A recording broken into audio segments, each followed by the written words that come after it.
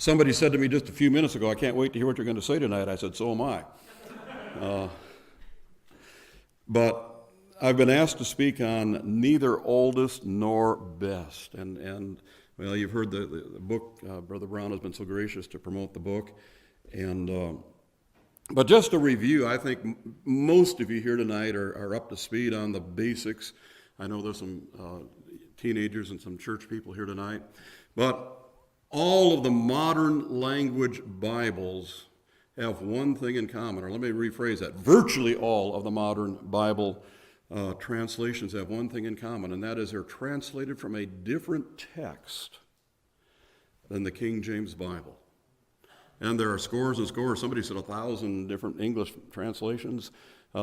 Almost all of them are based on what's called the modern critical text, which is roughly 150 years old. Now, we won't take the time tonight to enumerate the specific differences between the critical text and the traditional text, otherwise sometimes known as the received text, the Textus Receptus, the Byzantine text, and there's a number of synonyms. But the critical text has eliminated or partially eliminated about 192 verses in the New Testament. It has deleted or omitted about almost 8,000 words. And it's not an insignificant issue, folks. And when you know what to look for, there's very clear distinctives between the critical text and the traditional text of the Bible. Now, the modern critical text is based primarily on two manuscripts. When Westcott and Hort produced their text back in 1881, it was based exclusively on two, but today it's largely two. 90% of the modern critical text is based upon a document called Codex Vaticanus, which is Latin, basically meaning the Book of the Vatican, because it's found in the Vatican Library. We'll get to that here a little later on tonight. 8% of the critical text is based on another manuscript called Codex Sinaiticus. And then there's about 2% from a scattered group of other manuscripts.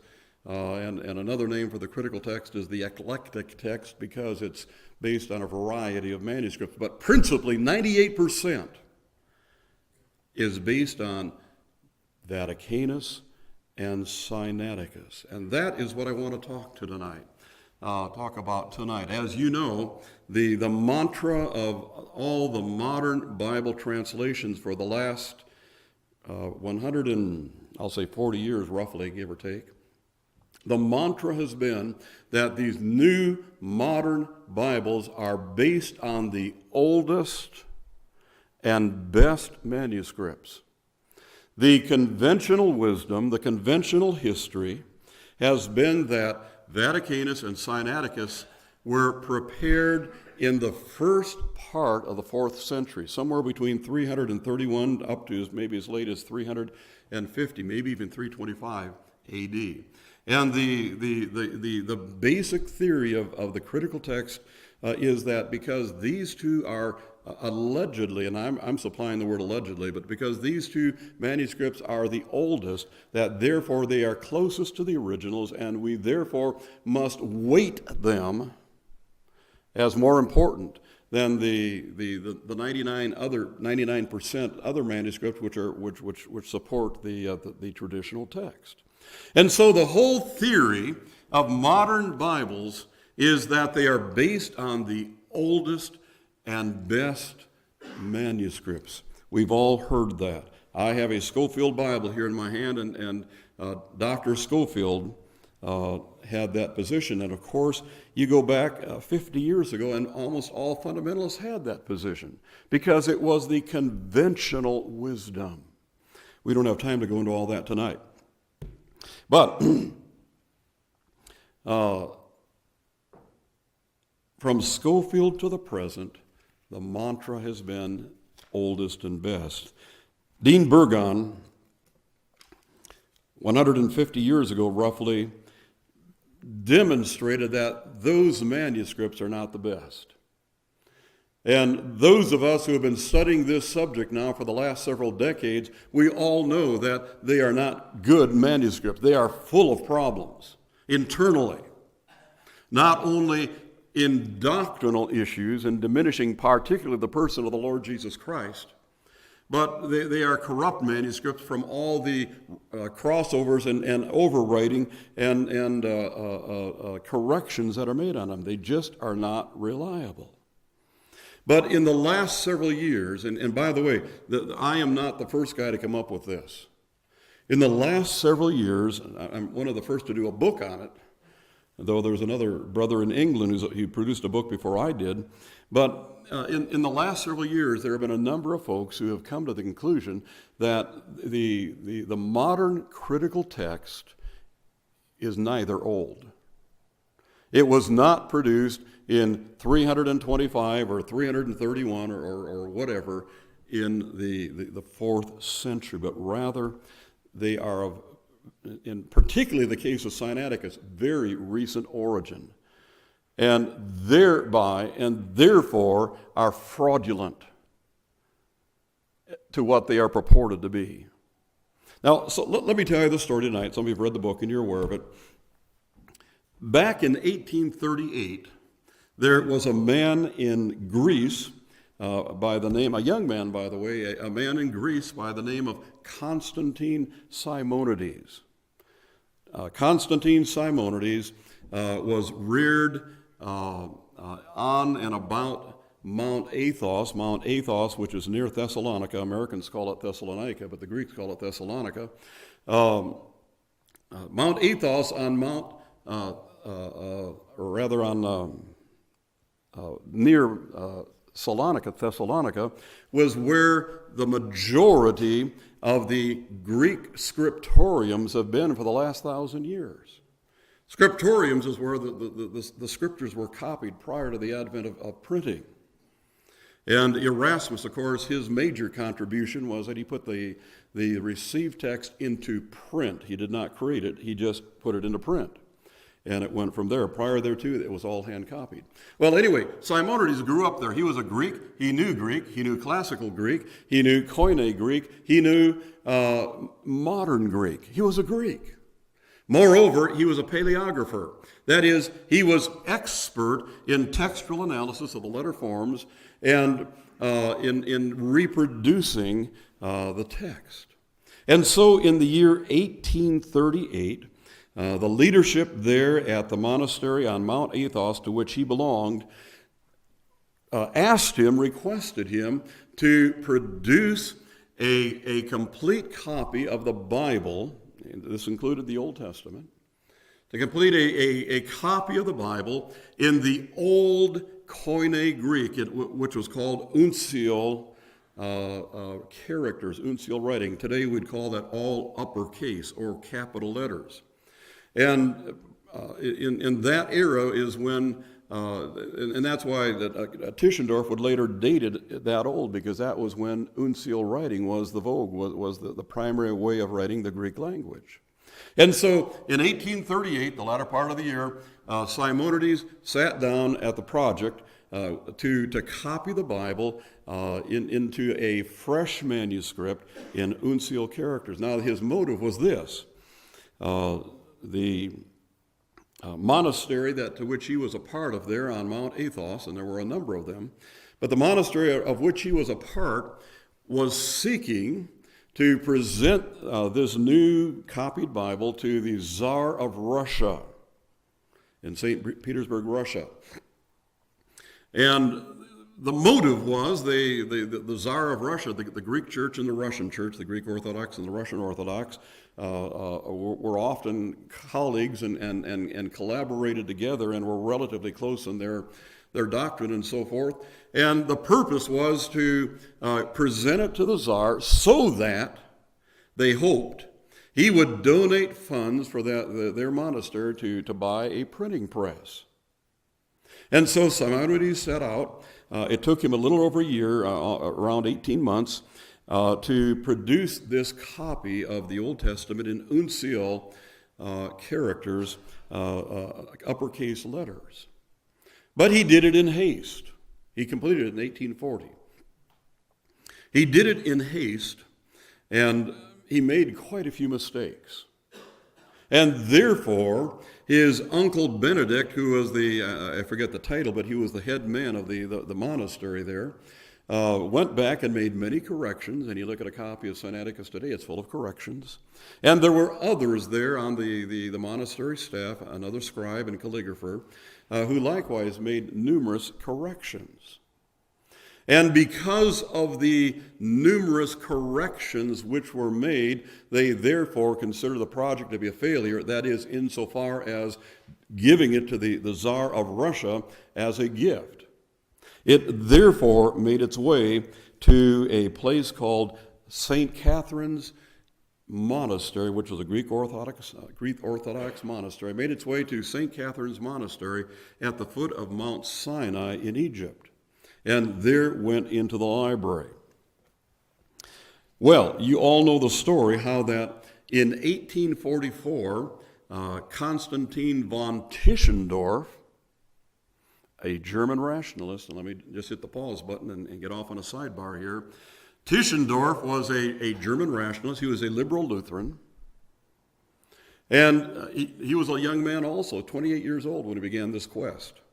But Tischendorf took the view and the position that the true New Testament had been lost to antiquity. He completely rejected the received text.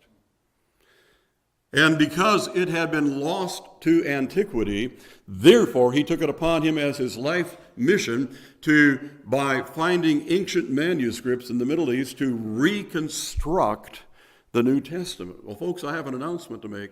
The New Testament has not been lost. God has preserved his word. Heaven and earth shall pass away, but my words shall not pass away.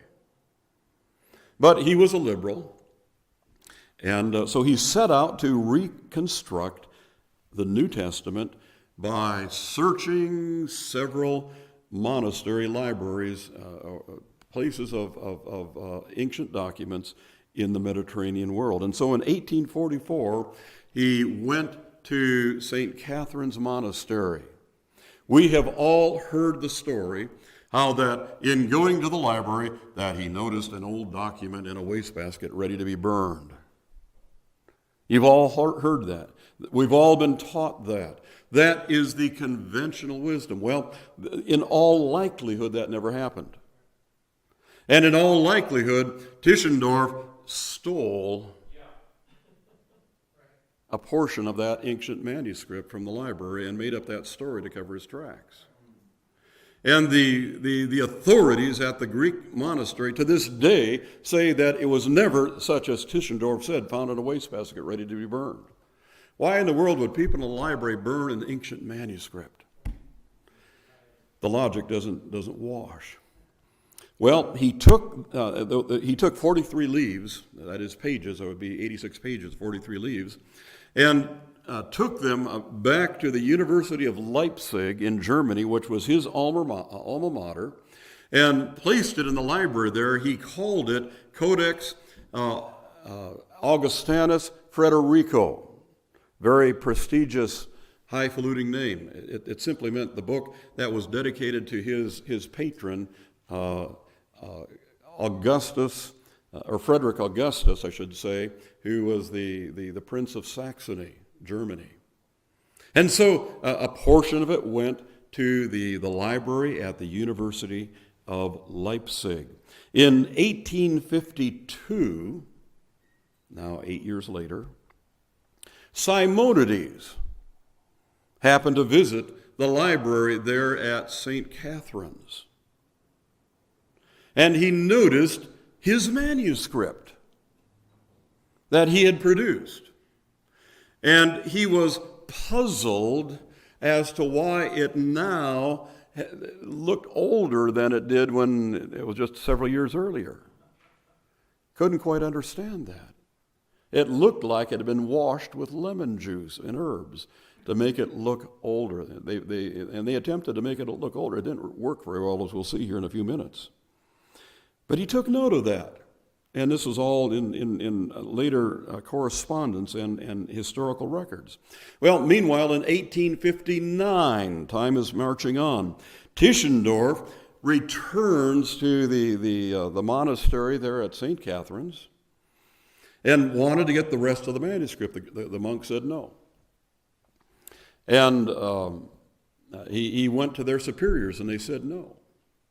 Finally, he said, look, will you agree to loan it to me? I will borrow it from you and then return it to you. And they agreed to that in writing.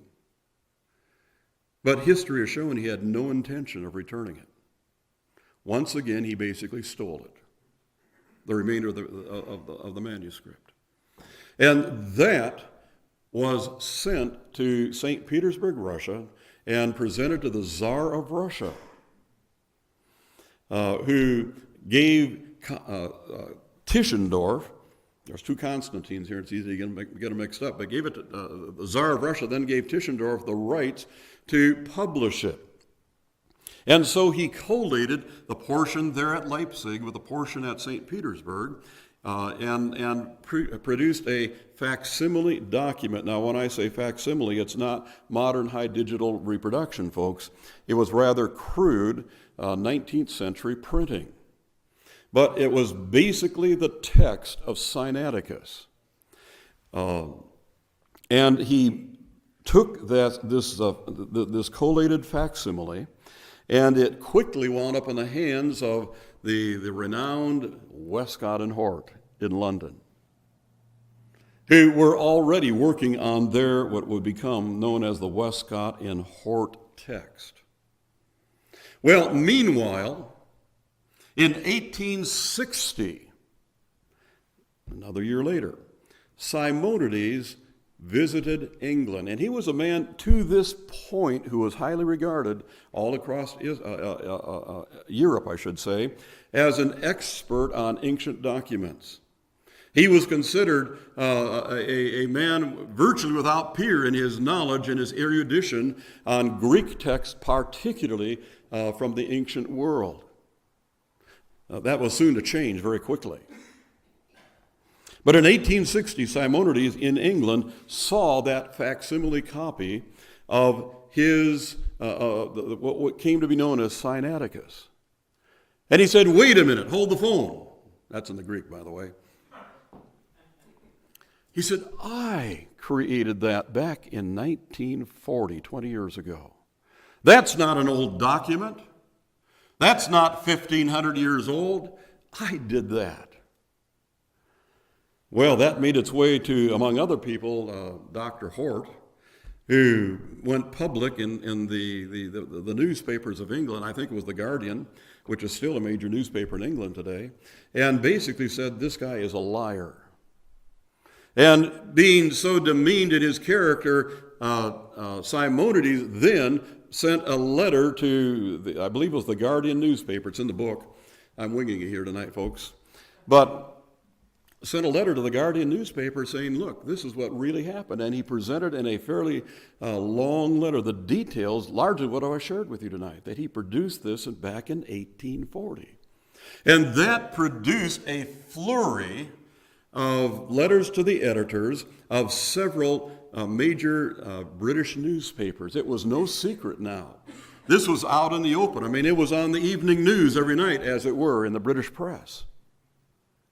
And they debated back and forth. But Westcott and Hort, nevertheless, took the Sinaiticus manuscript, the facsimile, now bear in mind with you, the copied facsimile document, and incorporated that into their modern critical text that they were developing. Now, what is interesting, prior to this time, Simonides was considered a great scholar, a man expert in Greek documents. After this point, he came to be known as Simonides the Hoaxer. And if you go online today and do a search on Simonides, you almost instantly come up with Simonides the Hoaxer. It today is the conventional wisdom. And what is funny is that he dealt in manuscripts. It was his business of finding ancient manuscripts, bringing it to the courts of Europe, and selling them. And they were agreed these are ancient documents. After 1860, the allegation basically was anything he ever touched was a forgery. Everything he ever touched was a hoax, except Sinaiticus. Isn't that interesting? Well, and so there was controversy. Now, there are three powerful evidences that Simonides was telling the truth. Number one, there is corroborating evidence. There is corroborating witness.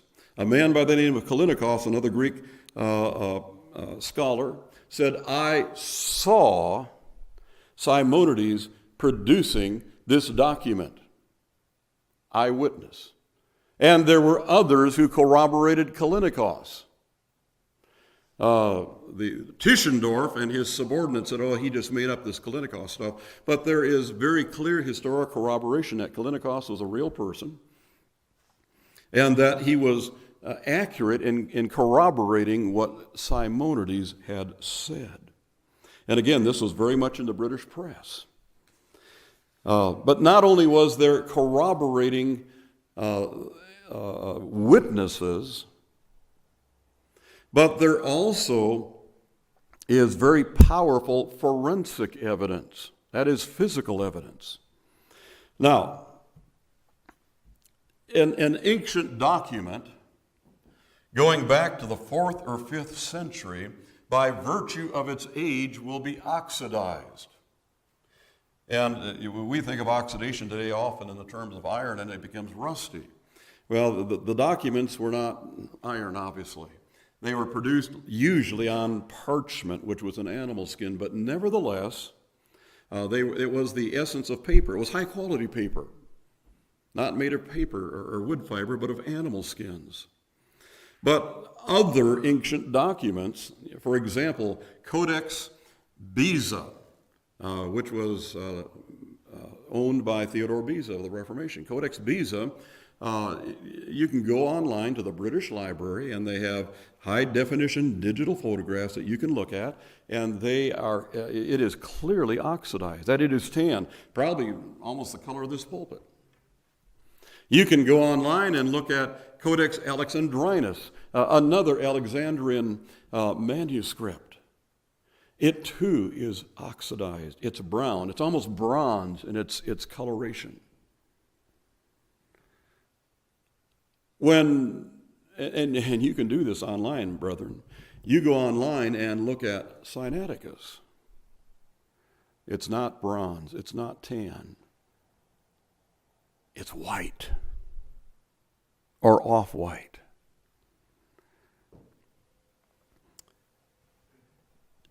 In the year 1856, a Russian scholar by the name of Upensky, I'm getting ahead of myself, Upensky in 1856 went to the University of Leipzig and was requested to examine this Codex Augustinus Frederico Augustinus, I should say, and he said it was white parchment. And particularly the Leipzig portion is such. In 1910, a German researcher by the name of Ernest von Dobschutz went to Leipzig and saw the document and said it is snow white parchment. Well, this is laser printing paper. That's about snow white. In the year 1913, a Scottish researcher went to Leipzig and saw the document, a man by the name of J.M. McClymount, and he said it was written on snow white vellum. And if you don't believe me, now this is the last book, and somebody's already spoken for it, but you can order more from us. Now, we had to charge more for this book, folks, because there are pictures in it. Color pictures in it. And I know that's why some of you guys are buying it, because it's got pictures in it.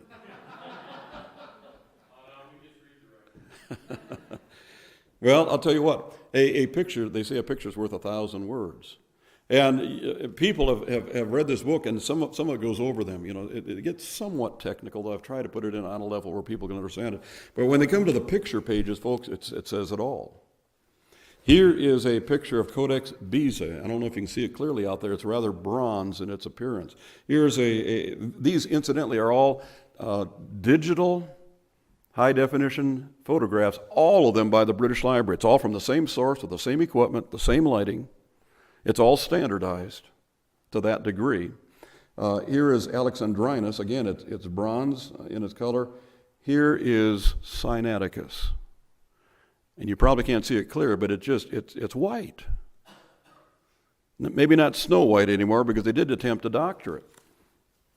And that says it all. I mean, you can see it with your eyes. It's called the Sinaiticus Project. You can go online and look it up. And the British Library, I think it was 2011, about 6 years ago, they combined, they sent a crew to Leipzig to make high-definition digital color photographs of what is there in Leipzig. They likewise did the same in London at the British Museum. Incidentally, the documents that were sent to Russia, the manuscript that was sent to Russia, was sold by the Soviets to the British Museum in 1933 to help underwrite the Russian government, which was struggling, the Soviet government. And it became the property of the British Museum, and since it's come to be known as the British Library, at least the portion where the document is at, the manuscript is at. And so British librarians, using the same equipment, the same lighting, photographically collated these documents. And curiously, there is still just a very small amount, just a page or two left in St. Petersburg, and a small amount left at Mount Sinai. And there's some significance to the stuff that's left behind. And they produced what has come to be known as the Sinaiticus Project. You can go online tonight if you wish and look at it. And it's zoomable. You can zoom in and out, and you can look at details. And I would submit to you tonight that men such as Westcott and Hort never saw the detail that you can see tonight. They saw facsimiles, black and white facsimiles of rather crude 19th century letterpress printing. And you can see the anomalies and the issues, some of which I'm going to talk about here in a second. Now, it's curious also that portions of Vaticanus are not heavily oxidized either, particularly Mark 16. We'll get to that here in a moment. But not only are the leaves of Sinaiticus a variation of white, an off-white, but they also are relatively supple. You say, how do you know that? Because the British Library allowed the BBC to come in 2011. It was right around the time of the anniversary, the 400th production of the King James Bible. And of course, these people are not up to speed, I think, in some areas. Some associated Codex Sinaiticus with the King James Bible, which it has nothing to do with historically and actually. But anyway, they made a YouTube video. You can go online tonight. The address is in the book. I don't have it here in front of me. And see that BBC news. It was for the news, the evening news. And see the reporter interviewing one of the curators there at the library. And that curator has Sinaiticus out, and he's just flipping the pages, flipping the pages, flipping the pages. This is supposed to be 1,500 years old. Folks, if that truly was 1,500 years old, they'd be treating it a lot differently.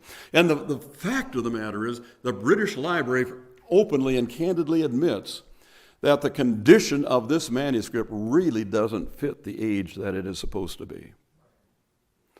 Now, as a sidebar, the man who dated Sinaiticus, claiming it went to the 4th century, was none other than Tischendorf. I think he knew better. In fact, I think he was behind some of the alterations, and more alterations are coming here in a second I'll tell you about.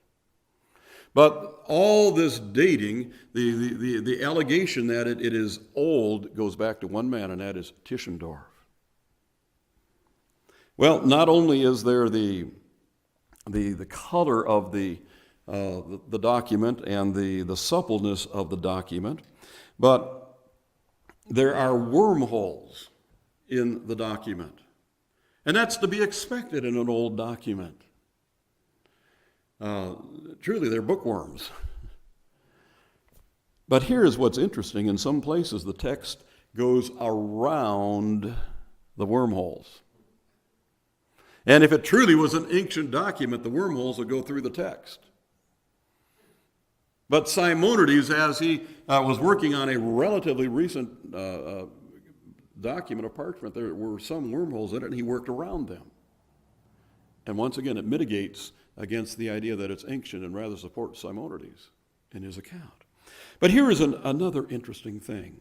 Again, you can go online and look at Sinaiticus from the beginning to the end. And there are some very obvious mutilations on some pages.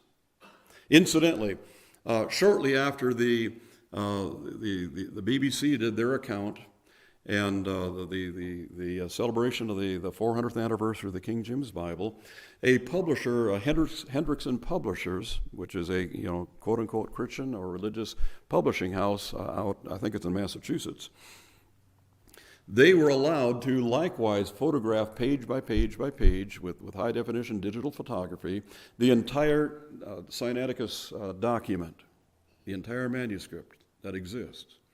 And you can buy it today for the slight fee of about $1,000 and go through it line by line. Brother Brown has such a copy. He is a man of means. And I had to go to a library down in the Twin Cities and found a copy there. And my wife and I went down there one day and spent the better part of the day going through Sinaiticus page by page by page and looking at each page. Now, in the debates that Simonides had with Tischendorf in the press, and incidentally, Simonides challenged Tischendorf to a public debate. He refused to do so. But Simonides said, look, I put in a number of places throughout that document, throughout that manuscript, my initials and acrostic little marks that would identify me as the producer, the author, the copyist, the scribe. And he enumerated that. Well, here is the strange irony. Every one of those pages have been mutilated. And his marks have been removed. I wonder who did that. In some pages, it's clear that someone took a straight edge with a penknife and sliced it. You can see it. I've seen it with my eyes. In one case vertically, in another case horizontally, and just sliced off half the page. In another section, it's obvious someone took a scissors and made a rectangular cut out of a page. And they tried to make a jagged edge to look like it perhaps was old, but they got in a hurry and they didn't do all of that. Amazing. Well, I was in contact with the British Library, and I had requested permission to come and see it, and they had me fill out all the voluminous paperwork to get permission to see it. And guess what they said? No. And they said, this is such a valuable document, we can't allow everybody to come and see it. Well, I think the real reason is they're already aware. I mean, there's already been a book published in England on this, and there's probably been more noise in England about it than here, and they didn't want someone else coming and writing another book about it. And I told them that's what I was hoping to do research on it to put into a book. But they said, we will answer your questions. We'll gladly and happily answer your questions. And they were fairly cooperative up to the point. And I wrote them one day and said, have you ever done any forensic dating of the document other than just taking Tischendorf's word? And I said, specifically, has anybody done a carbon-14 analysis of Sinaiticus? Now, I'm well aware that carbon-14 is not an accurate way of determining dating. It's really a very crude and problematic way, but radiocarbon dating, radioactive, not radioactive, but I'm trying to think of the word. But anyway, carbon-14 dating. And they never answered. Silence. Now that says to me two things. A, they've never made any attempt to document it with radiometric dating. That's what I was trying to say. Or two, They did, and the evidence doesn't show it's 1,500 years old, but maybe 150 years old. Well, here's the third element in Sinaiticus of evidence corroborating Simonides' claim, and that is internal evidence. A British literary expert by the name of Sir James Donaldson, he got his Sir title, his knight title, from the King of England around 1900 for his great work in British literary research. I mean, this was no lightweight. And Donaldson evaluated Sinaiticus textually, internally. And he came to the conclusion that there are words in Sinaiticus that are in modern Greek but did not exist in Koine Greek in biblical times or in the 4th century. What that simply means is, let me use this illustration. Let's take Shakespeare. And someone says, here I have an ancient copy of Shakespeare. Very, very old. And so you read it, and you find the word internet in there, or the word iPhone in there. And you know, wait a minute, something's wrong with that picture. And that's essentially what Donaldson did. And he has never been gainsayed on that. No one has ever challenged him on that. And the internal evidence shows very clearly that it's of recent origin, using modern Greek as opposed to classical or Koine Greek, the ancient Greek. And so there is the testimony of Simonides, there is the forensic evidence, and there is the internal textual evidence. Well, I must hasten, because I want to leave Brother Brown lots of time here tonight. What about Vaticanus? Well, the story is not as flamboyant or dramatic as that of Sinaiticus. But here's a major issue in Vaticanus. And again, the Vatican in the year 2015, that's only 2.5 years ago, early in 2015, likewise put a high digital, full color, digital representation of Vaticanus on the internet. You can go home tonight and look at it, page by page by page. And again, see detail that very few have seen apart from the Catholics in Tischendorf, who clearly, I don't have the time to get into it tonight, but clearly was in collusion with the Catholics.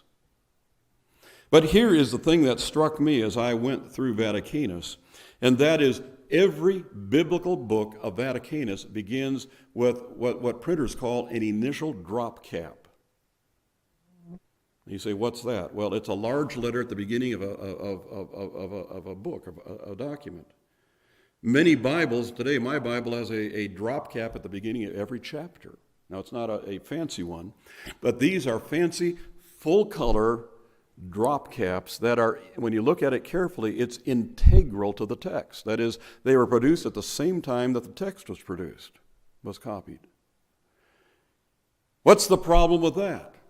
Drop caps were not invented till the Middle Ages. And I have looked at as many ancient documents as I could find, and they're essentially, and by the way, in Vaticanus it's full color. And the artwork clearly is medieval in character. I've looked at other ancient documents, and there either is no artwork, or if there is in the text artwork, or if there is, it's just some black curlicues at the end to fill up a little space at the bottom of a page. But the drop cap issue is something that was formed in the Middle Ages. Now, historically, Vaticanus was first recorded in the Vatican Library in the year 1475. There is no record of it prior thereto.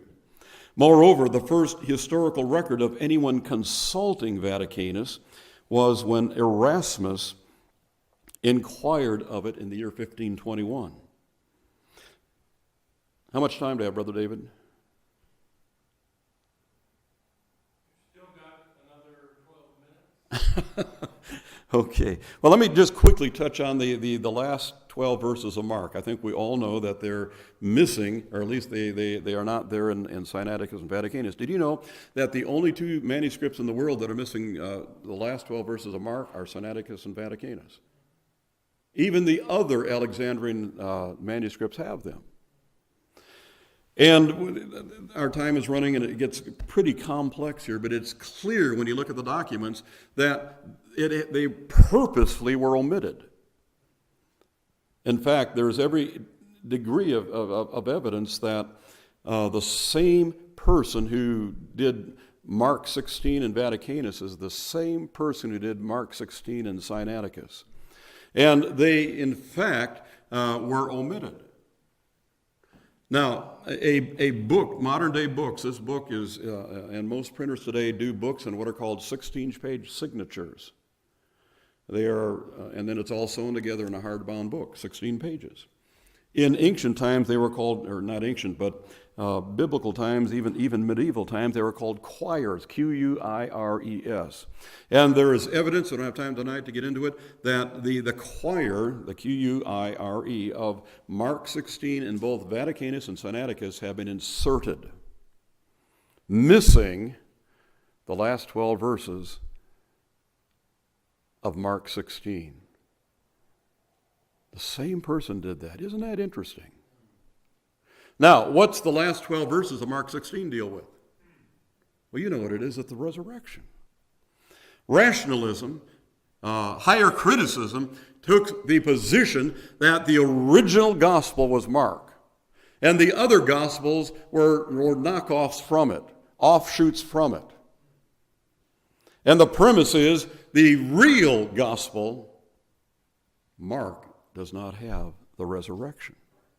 Do you see the fingerprints of the evil one there, folks? Denying the resurrection of our Lord Jesus Christ. Well, there's other stuff here. I just don't have time to get into it, and it's somewhat technical, but you say, well, who may have done all this? We know for a fact that Tischendorf clearly collaborated with, shall I use the word, colluded, and there's very definite evidence that he collaborated with the Vatican. And in 1857, Catholic Cardinal Angelo Mai made the first facsimile edition of Vaticanus, by the way, without the last 12 verses of Mark. And we know, or at least the allegation has been made, and by some Tischendorf himself, incidentally, that the same scribe who did Mark 16 in Vaticanus did it in Sinaiticus. I don't think Vaticanus is an ancient document. Copied from an Alexandrian document, but it's not an old document. Well, here's the conclusion. They both were modified sometime before 1857. And as we've already seen, Sinaiticus is completely fraudulent. Simonides is not the fraudulent one. He was just producing a document for the Tsar of Russia. It's Tischendorf who post-dated it and tried to make it look old. They're neither oldest nor best. And folks, these are the basic pillars of all the modern Bible versions. The mantra is they are based on the oldest and best manuscripts. The evidence is compelling. They're not old. They are fraudulent in their provenance. And therefore, the foundation of all these modern Bibles collapses. It's an amazing story. Father, tonight, thank you for the opportunity to share these ideas and these historical facts with the council tonight. And bless as we continue with the final meeting with Dr. Brown this evening, and I ask it in Jesus' name.